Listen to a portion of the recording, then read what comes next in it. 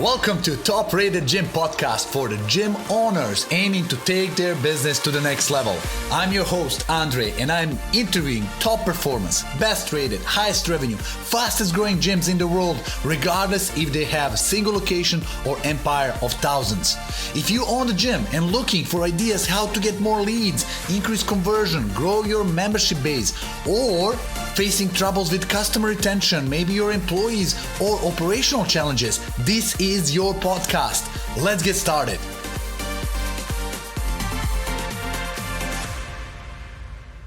Welcome everybody to another episode of Top Rated Gym. I'm your host, Andres Vujovic, and today we have some special guests. If you ever thought what it takes to start the gym from nothing, getting ideas, getting it yourself as being an owner, and not stopping there, but going and opening multiple locations, this is the episode you want to listen to. Today, I have a pleasure to interview Kelley Gray, who is the owner and founder of 3 locations of Trophy Fitness. He collected 21 years of experience in fitness industry. He done it all. He started literally as a journey being employed during the college days in the gym, very quickly progressed to the manager, and then pursued by his friend, get into himself into entrepreneurship world and open up his own gym. Now we have story that we want to hear about how that happened and why keep going forward, why going from one location to multiple locations and so on. He's also have additional ventures. He started Trophy Fitness Design, focused on fitness center design and consulting. Kelley, it's my pleasure to have you on the show. Welcome. Thank you. Thanks for having me. I appreciate it. Looking forward to this. That's awesome. Kelley, I love your story. It's the story of American dream that everybody can come in and saying, let me turn this job where I'm folding the towels into my multi-units business opportunity that doesn't stop there. I really want to find out why. Like there's so many people who are in your position and they never get a gut to go forward in that. I want to understand what made you go for this route. Well, it's a combination of things. As far as the want to, as you mentioned, I got a job at a gym, just folding towels, working at the gym, checking people in, greeting people. And I was about 20 years old at that time. And I'd been working since I was 15, but it was the only job I had where I really enjoyed the atmosphere, getting to talk to different people every day, the high energy in the gym. And I loved it. And originally, when I took that job, it was just a way to pay bills while I was in college. But I loved that industry so much that I wanted to find a way to make a living doing that for the rest of my life. And how those pieces came together is hard work. It's seizing opportunities, but it's also a little luck. I've been incredibly blessed, and God gave me a lot of unique opportunities. And nothing was given to me, but there were some lucky breaks too.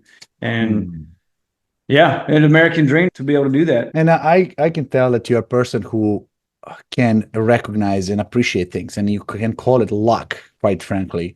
But we all know that luck is always following brave, hardworking people.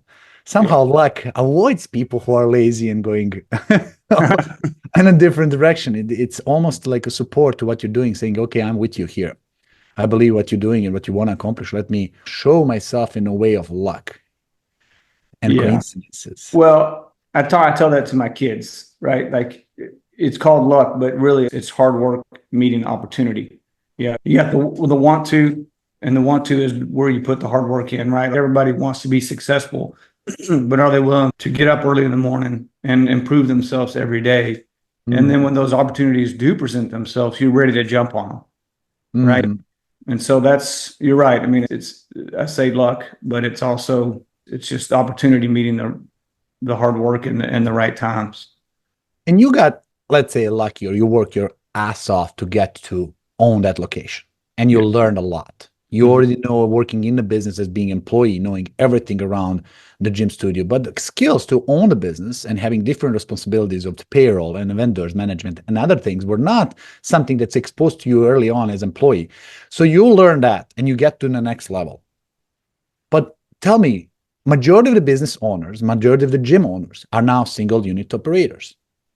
And they're not even the owners, they are single unit operators. They are invested with time and they are addicted and connected to the business. What was the reason for you to jump to the second location, third location? Because now you cannot be operator. You have to change your mindset to be a business owner because you cannot run all three businesses by yourself. Yeah. And How's that happen?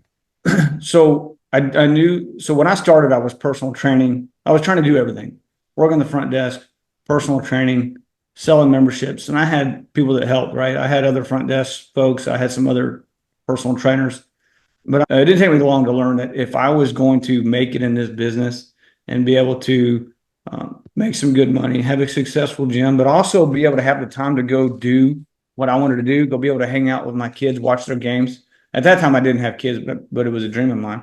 I needed to have that freedom. Then I knew I was going to have more than one gym, and I couldn't do everything.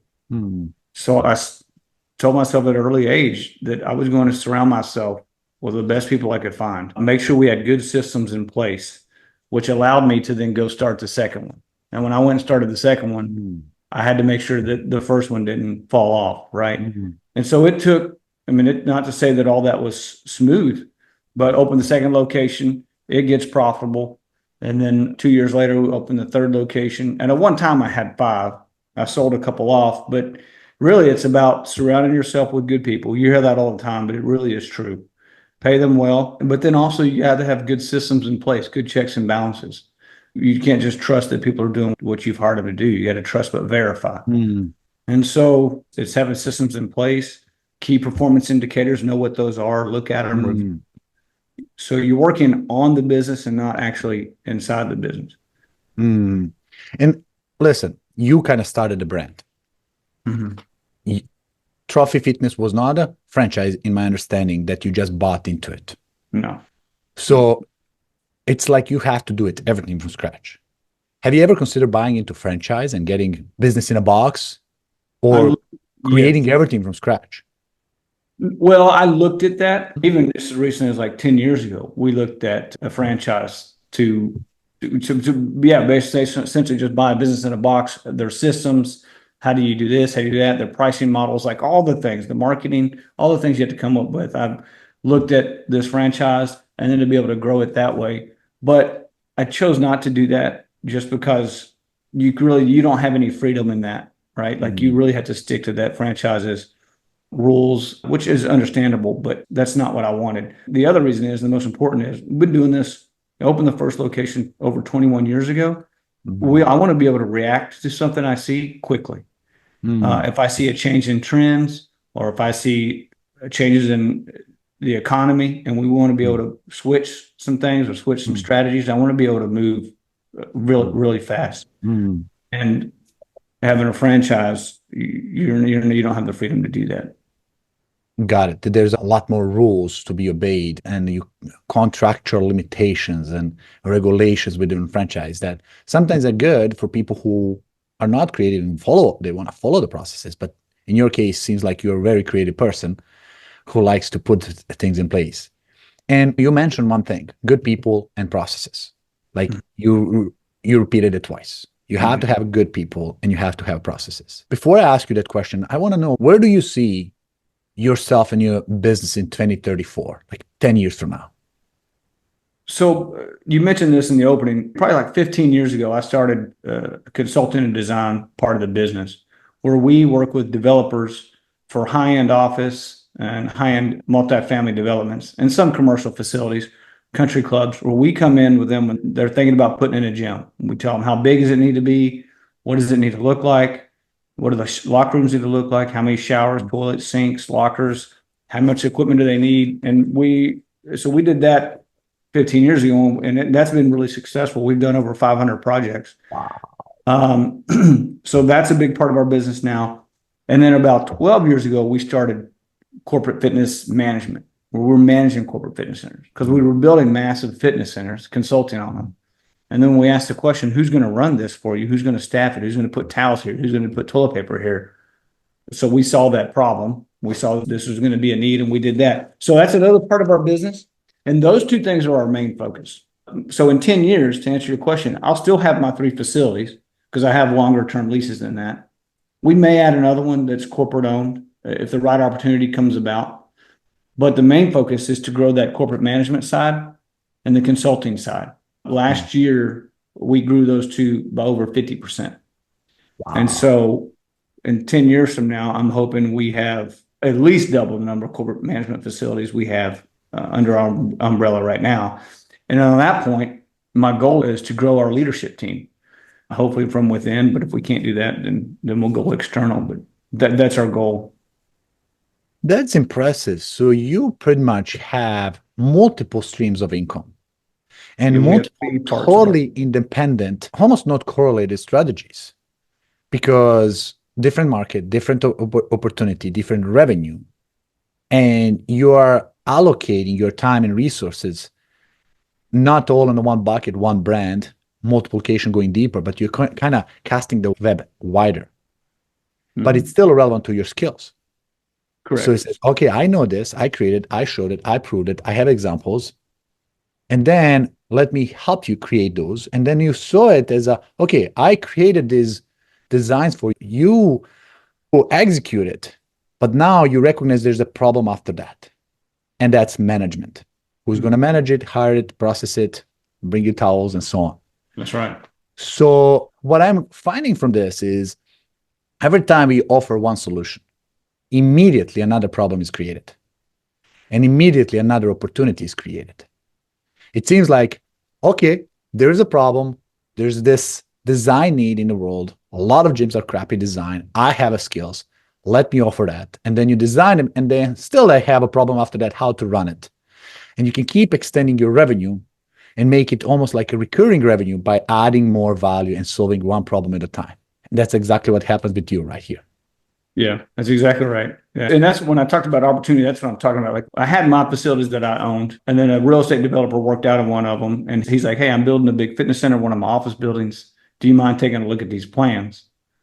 And so Mm. then that was the need, right? Like a business is find a need and fill it.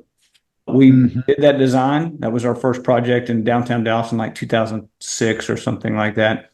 And then it was a huge gym. It was almost 20,000 square feet. And Wow. then we were getting to the final 30 days of that. I started asking questions like, who's going to work the desk here to greet people when they come in? Who's going to teach classes? Where are you going to get towels from?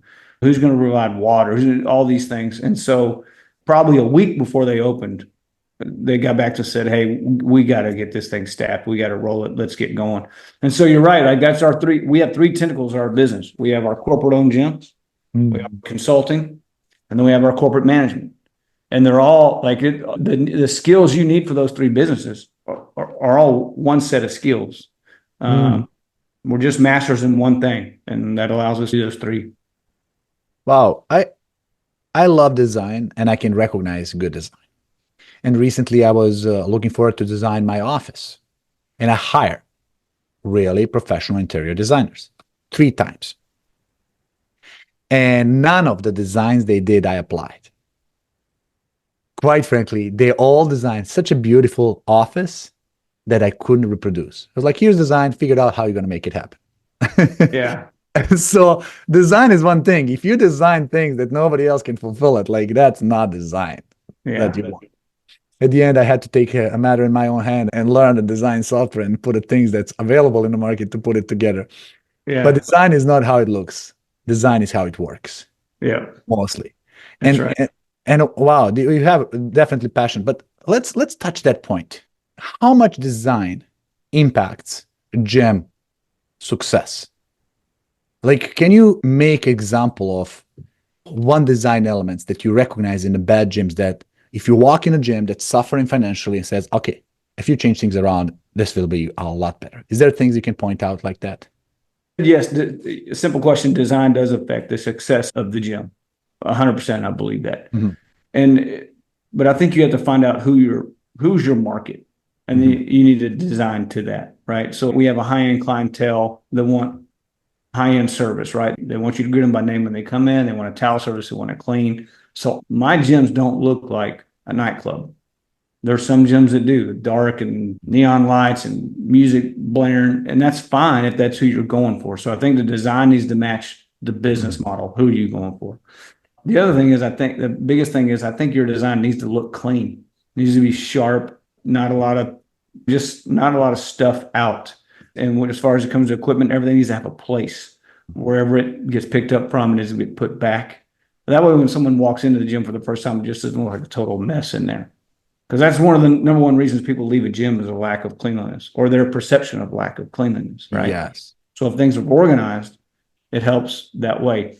And then as far as this, probably the one or 1A is the locker room design. Every gym can have nice equipment. Every gym can have a cool design inside the facility. But if you messed up that layout in the fitness center, in the locker rooms where people don't feel comfortable, they don't feel like they're on display when they're changing clothes, then you're gonna be in trouble. You have to get that locker room design right and then work from there. And so, yeah, design has a big impact on the success of the club. So size of the gym, then who is the target market, who is attending the gym, or who will be attending the gym, are important key elements. Mm-hmm. And what do you see as the biggest mistakes that people do beside that locker room? Like, and I agree with you. I run reputation company. I see everything that's happening. I know exactly if the business have not enough Google ratings and we'll run the survey, a lot of people will complain about cleanliness and a lack of towel, lack of sprays, and bathrooms are dirty and so on. And sometimes when you're an investor in the business, not even the owner, people don't care much about that. And then clients feel it. Like they don't feel using the restroom that's dirty and stinky. Yeah.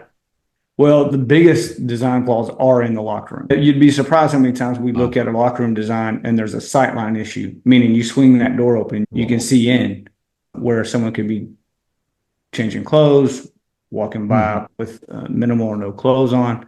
So that you'd be shocked how many times we see that. And the second thing with the locker rooms is you want to have a clear separation between your wet and dry area. And a lot of times we see lockers in front of showers, which is bad for two reasons. One, you've got a lot of traffic in that area. Two, it's a wet and dry area. You should have a clear separation. And then three, if people are showering, they really don't want an audience just right outside their door, right? And so you want to try to separate those two things. And as far as the gym goes, usually most design flaw we see is usually in the layout, how the equipment's laid out. Like you want to have clear paths of circulation and not feel like things are too crowded and cluttered. Like the design, the trend in gym design for a while has been more open space, less fixed use equipment, more open space. And so really, I think that's the key. Now, it depends on what your business model is, but for our business model, that's a key. Wow, I love that. See, you're the first guest who talks about design and impact of design to success of the gym. People are not aware. People are hiring designers. Either they are getting business in a box by franchise, but they also make mistakes. There is always ways to improve it, to make it better, make it feel more welcome. I have access to F45, it's like boutique gym, where I go there 3 times a week, and I go to EOS, big box gym, where I have my personal trainer and I work out there. And that's the first gym that has a theater inside. Whole movie theater with all the treadmills and bicycles and stuff. And I was like, whoa, that's something new that I had not seen before. Or adding a basketball hoop, or adding some saunas and massage places and so on. So it really depends on who you attract and who you want to get inside. Talking about second topic. And I love design, and one without another doesn't work. You can have perfect design, but if you have a bad people inside, people brings us experience.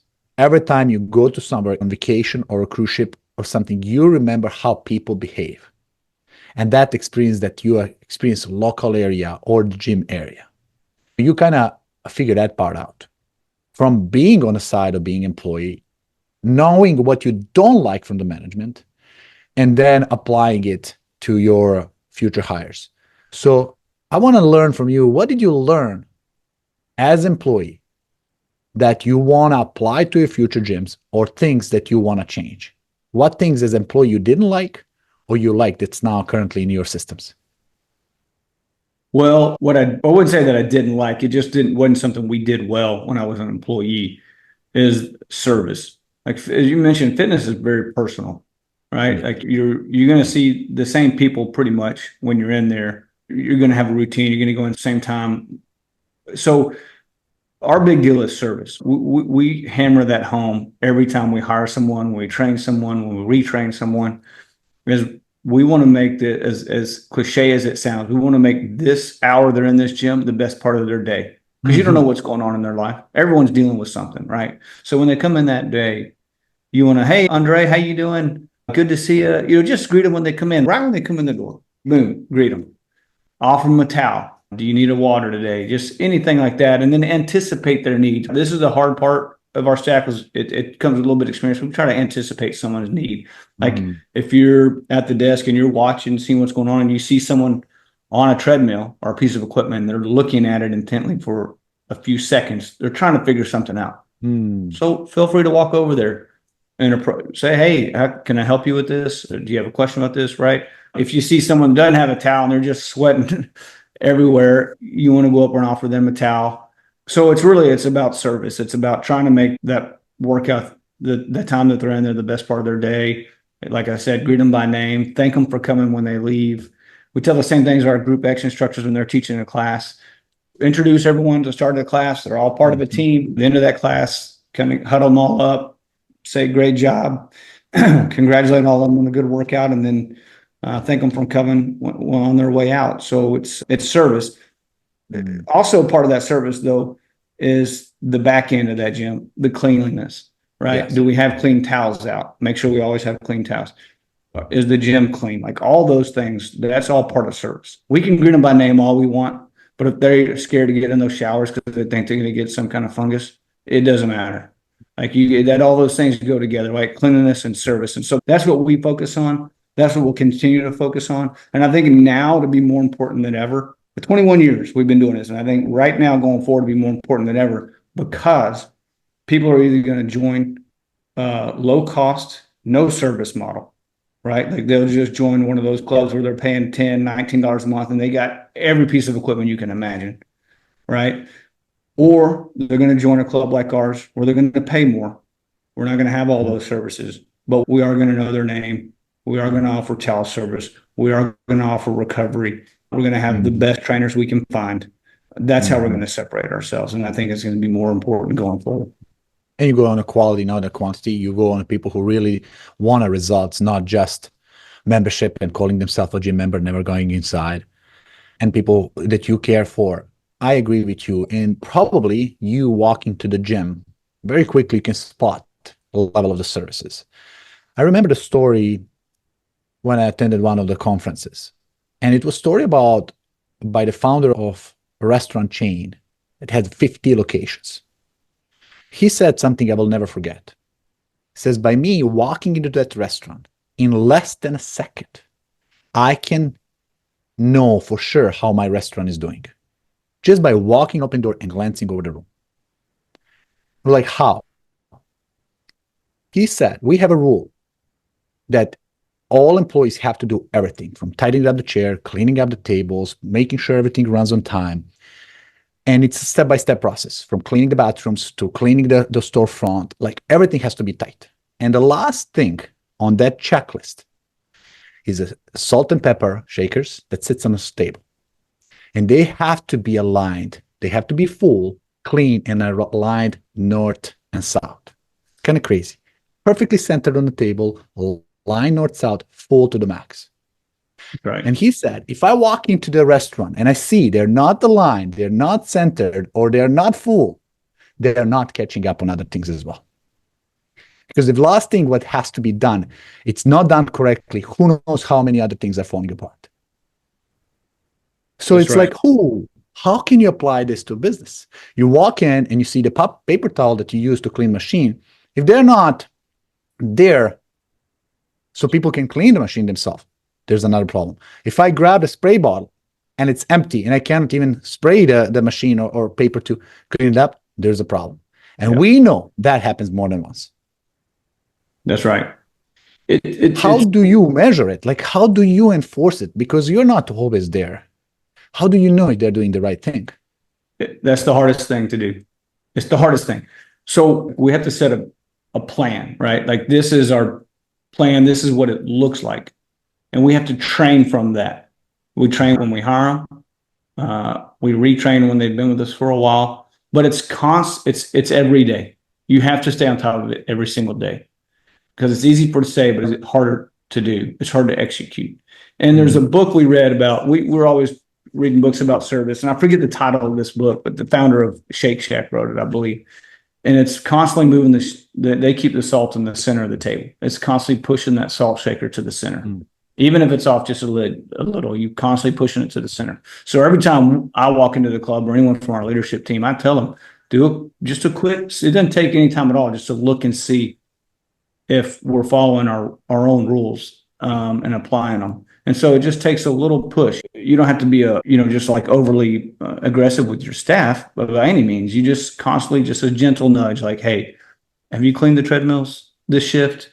Or, just a question like, how are we doing on towels? Usually what I'll ask when I see that we're low on towels or we don't have enough out. Like, so it's just every time you go into that gym, our leadership team there's always something, and you just constant pushes. And I always tell our staff, the leadership staff, you will notice a problem before our clients do.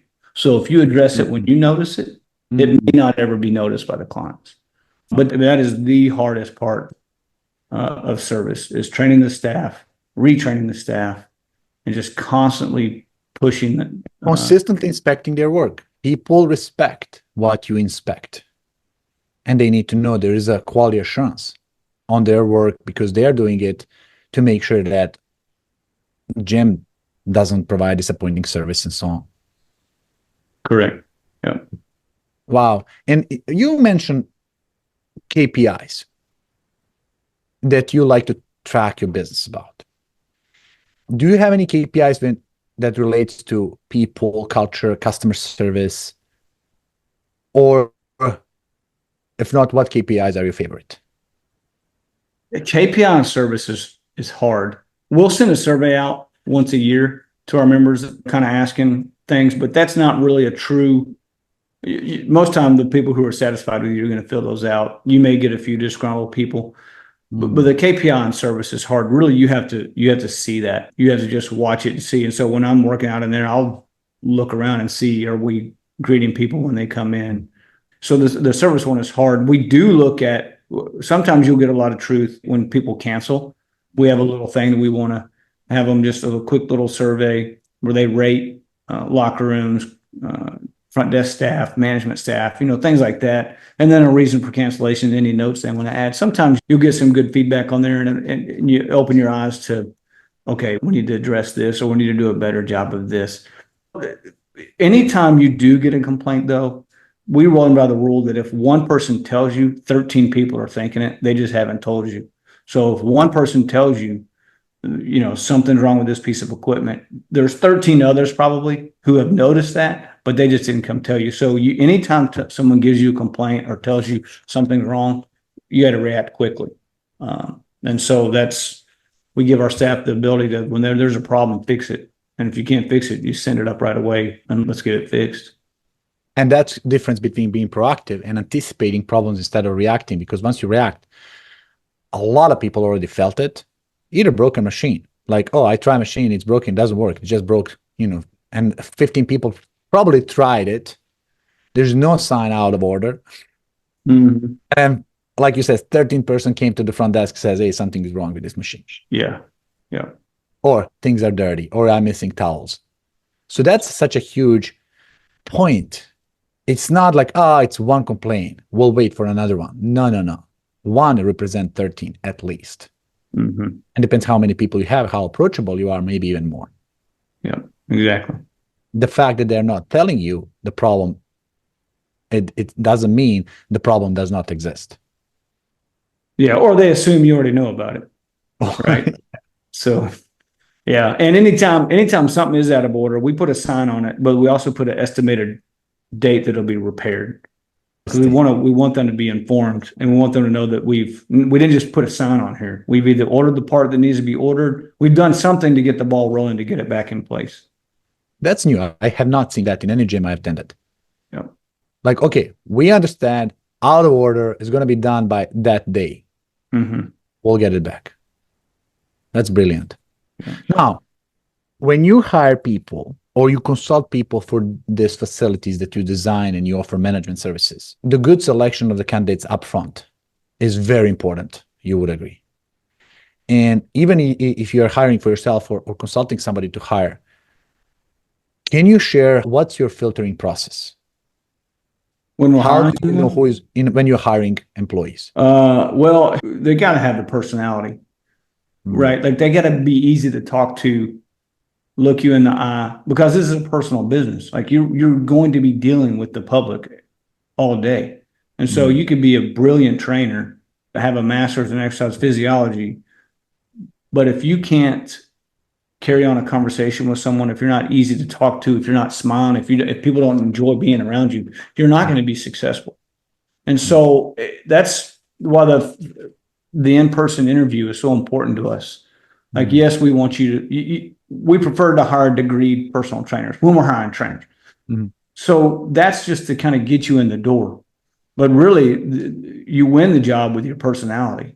mm, That's the key for us. And then even more important than that is our front desk staff.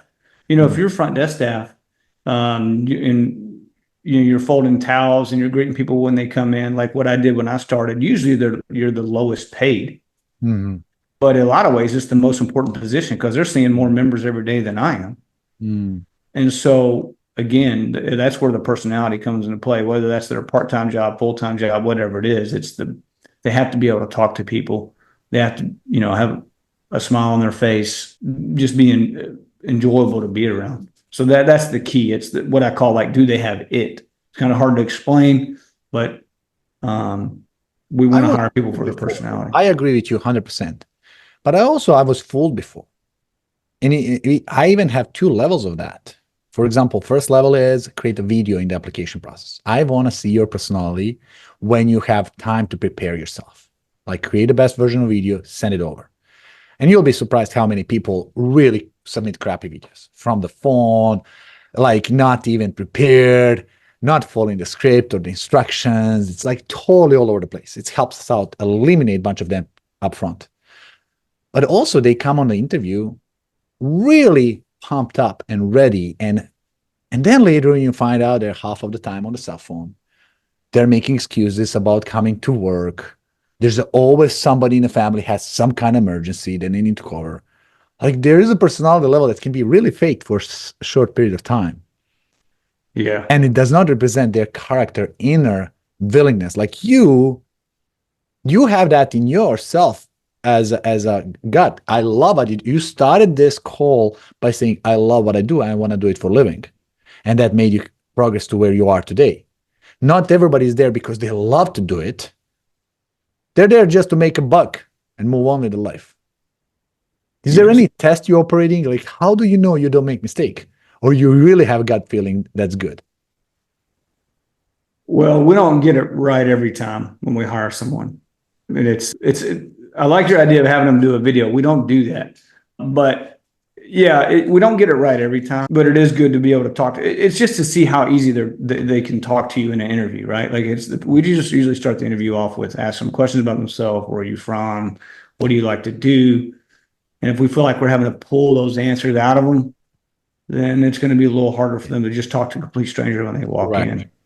So yeah, we don't get it right every time, but Yeah, it's hard, especially if people can fool, even interview or a resume or anything like that. yeah. And Let me touch on that. There is one thing though, when you're right, like people look, I love the job and I love being there, and that's why I did a good job at it. There are people, and I know this, there are people that are part-time. Hey, I'm just here to make ends meet, right? Or I'm just here to help pay some bills. It's inside. There's AC. It's relatively easy. I get to wear shorts and a colored shirt. Like this is why I'm here. It's an easy way to make money. But we tell our staff, we always try to tell them, we know you're not going to be here forever. We know this isn't your dream like it was my dream, Mhm. but we're hoping you learn skills here that will help you in your next job or whatever you're doing next. Because if you can talk to a total stranger, if you can if you learn good customer service skills and you greet people by name and you can ask open-ended questions and you can be conversational, that'll help you no matter what your job is or your social life even. So we hope that they learn how to be social, how to be personable, which is much harder on the younger generation now than it used to be. So much harder. Yes. And then when they whatever they go on and do in their life, hopefully they've got skills here they've learned with us that they can take on. And so, yeah, they're not going to do this forever, but hopefully it's a win-win for both of us. We get a good employee out of it, and they learn skills they can continue on with the rest of their life. And do you prefer somebody who is already experienced or somebody who is newbie and you train them based on your systems, culture, behavior? It depends on which position. If it's trainers and Group X instructors, we don't like to hire new, just because we don't have the organization that larger corporations do, where they've trained them very well. Mm-hmm. Right now, we'll train them under our systems and how we like to do things. Front desk staff, that one really doesn't matter, because we've seen where we've hired, they've worked at other gyms, they have gym experience, and so we bring them in, and it's not good because they don't treat people the way we do. They don't do things that what we do. And so that one, I haven't noticed where there's a benefit from hiring someone who has gym service when we're hiring for front desk. Trainers and Group X instructors, we always try to hire someone with experience. Wow. And, I love what Zappos did. I don't know if you know the story from Tony Hsieh, famous story, where Tony Hsieh came to a hotel to check in, and there was a drunk person fighting with a teller. Says, "I'm hungry. I want a pizza." I was like, "Ma'am, it's late night. Restaurant is closed. We can't deliver pizza now." Right? And says, "I don't care. I'm going to call Zappos." I was like, "Zappos sells shoes. They just sell pizzas." Like, I call my rep at Zappos. She's going to get me a pizza. And she called it. She put it on speakerphone. And Tony Hsieh, founder of Zappos, is sitting here listening to live conversation. And she says, "I want that damn pizza in this hotel. Can you deliver it?" And the person laughed. It was like, "Hey, did you know you order Zappos?" Like, "I know. You told me you can do anything for me." I was like, "Yes, ma'am. Where is your address?" "I'm going to order you pizza." And Pizza arrived. They have, this is the company known for highest level of customer service, like highest. Amazon acquired them so they can take that culture into the Amazon as well. And for $1 billion selling shoes online. They used to carry 8 hours long conversation. Like literally person came to the shop, person calls in, and they carry 8 hours long conversation. Says, "Listen, I'm going to patch you up through my colleague. I'm getting off." People will call them and ask them, like, "I want to book it, but I can't do it now. I have to schedule my doctor appointment. I got to go." Says, "Don't worry. Tell me your doctor number. I'll patch them in. I'll make 3-way call. Let's figure that out, and let's come back to this." Like they'll do everything to make sure customer is absolutely served beyond the measures. They'll never go based on how many customers you can serve quickly. What's the rate of number of operations, number of customers served. No, they'll do everything. And that's why, company was on the verge of bankruptcy, or at least investor thought they are, because they were shipping shoes for free and they were paying return for free. Shoes online, nobody sold shoes online until they came into play. But knowing it's free, they says you can order 4 pairs, check all the numbers, try 3, keep 1, and ship us other 3 back. And guess what? People start ordering 5 times more, and they never return it back because they find the use of it. That's the customer service that is beyond humanly possible, but it requires personality. Yeah. And that's why what I love this conversation about customer success. But also their hiring process, that's why I ask about hiring, is they will go through, oh my God, 300 candidates to find one. And when they finally hire the one through a lot of interview process, personality and tests and everything else, they will offer as application contract $2,000 to the person on the day one not to accept the job. Says, "Listen, once we come on board, you're an employee, but I'm giving you $2,000 check, handing in front of them, take it, not to take the job." Why? Because they know if they're just there for short money, they'll take the money and get out. Save them $60,000 in training material that they need to invest in this guy. Or the other guy says, "Oh, that's tempting. I would rather take a job." And they know they got a person who is going to retain. It's a brilliant strategy. It is. Unfortunately, now if we do it in the gym business, we'd be writing $2,000 checks every day. yeah. And of course, that's extreme situation. They probably Yeah. can do it. And I don't know how, but they invented a lot of these ways to properly source the people. And, one my always dilemma is how many candidates do you need? How many applications do you need to get in order to find one good one? Is there any number? Do you say, okay, first three applies, interview, we are enough? Or do you still keep collecting applications? What do you feel there? It's tough. I mean, we just opened a new management. We just took over a new management contract, and we're looking for two full-time trainers there. And I think we went through 80 apps. But that doesn't tell the whole story, because I think a lot of these, whether you do Indeed or LinkedIn posts or wherever you're posting your jobs, I think there's these things that automatically apply in people, right? That because we've seen the same applicants on multiple job postings.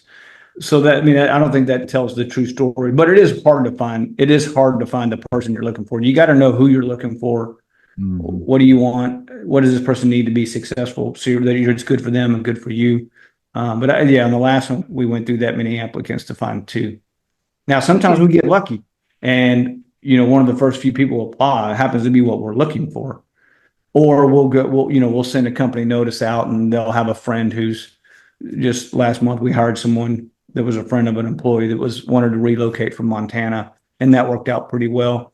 And the thing to Zappos that you mentioned, the key there is it tells the story that we're trying to tell. It's building brand loyalty, customer loyalty, which is huge in fitness. Because where we are in Dallas, I mean, there's 9 gyms around the corner from us. So you have to create that loyalty, because we don't do contracts.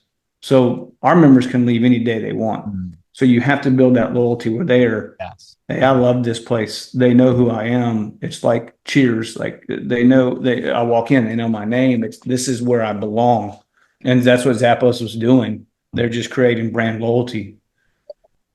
And I'll tell you one thing, you interview 80 sometimes to get one. So that means you're operating or get two. So 41, you're about 2.5% selection. Means if you want to have top 5% employees, you got to go through the numbers in order to get the quality. There is a competition done before.